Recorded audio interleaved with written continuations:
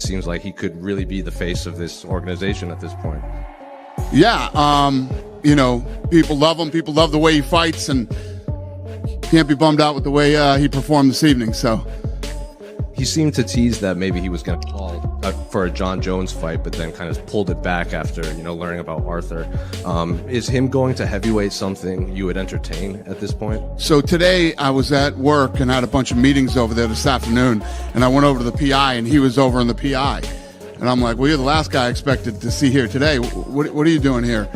And they're telling me we want to fight at heavyweight. I said, how about we win tonight and focus on tonight, and then we can talk about, you know, heavyweight. And I don't know.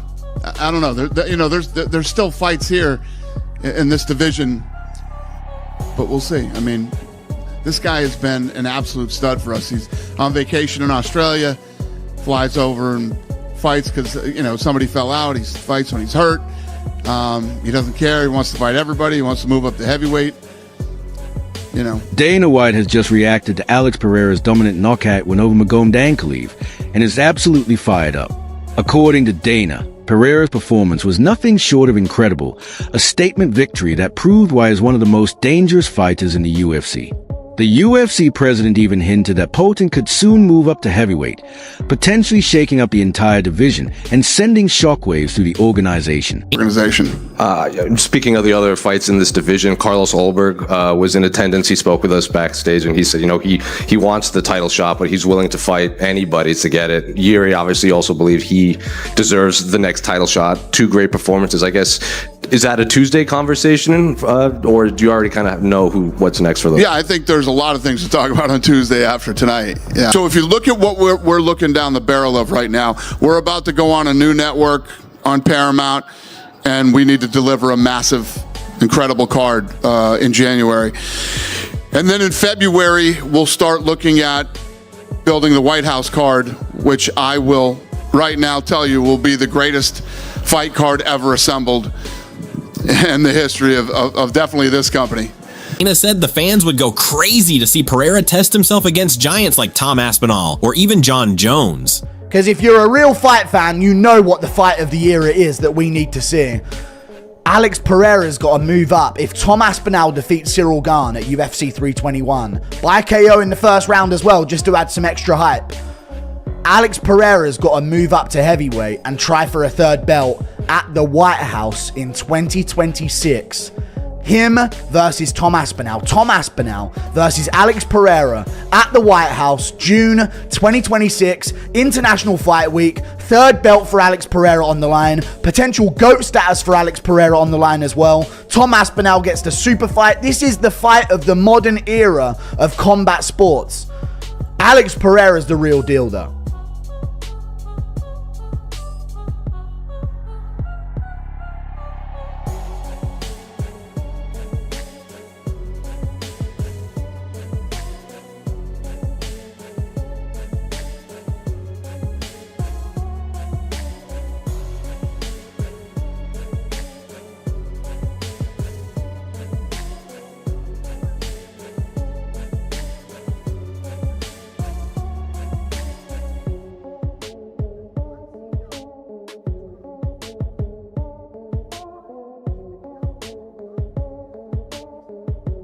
Dana added that fans would absolutely lose their minds if Alex Pereira decided to test himself against heavyweight giants like Tom Aspinall or even Jon Jones.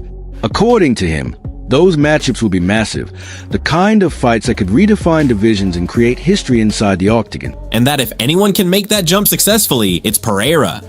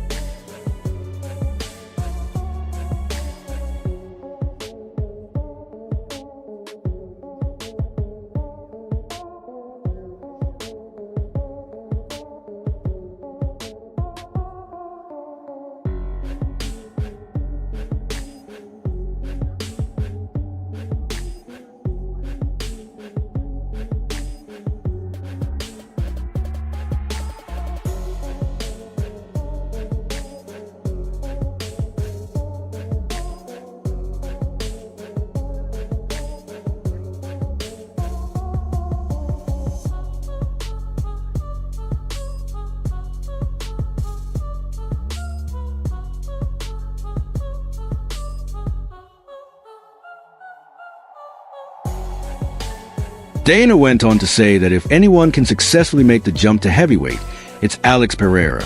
He praised Pereira's discipline, mindset, and ability to perform under pressure, calling him one of the most terrifying men in all of combat sports.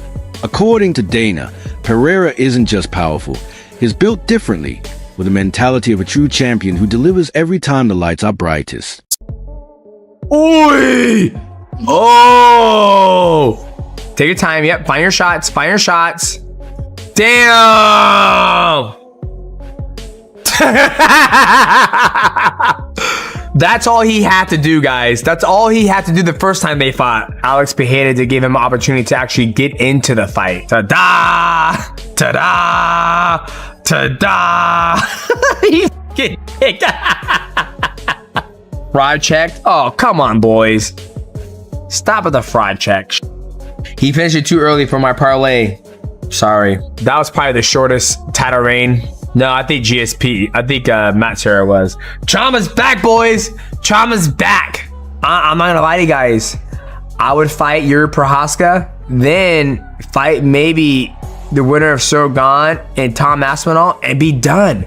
Just be done. They're all there behind the cage, just staring, just looking, all being very, very serious and very scary and very intimidating. Well, it obviously worked because Magomed Ankalaev just got flatlined, smoked, destroyed, beaten in 1 minute, 20 seconds. Now, all the talk of him coming in at 40%, maybe there was a little truth to that. I mean, we did talk about him being a little burnt out. We did talk about the schedule that he was on, which was kind of crazy. And certainly it looked like it did catch up to him in his last fight against Magomed Ankalaev. But he was right. There isn't going to be a third match. There isn't going to be a rubber match. Dana made it clear, wherever Alex Pereira goes next, it's pure box office.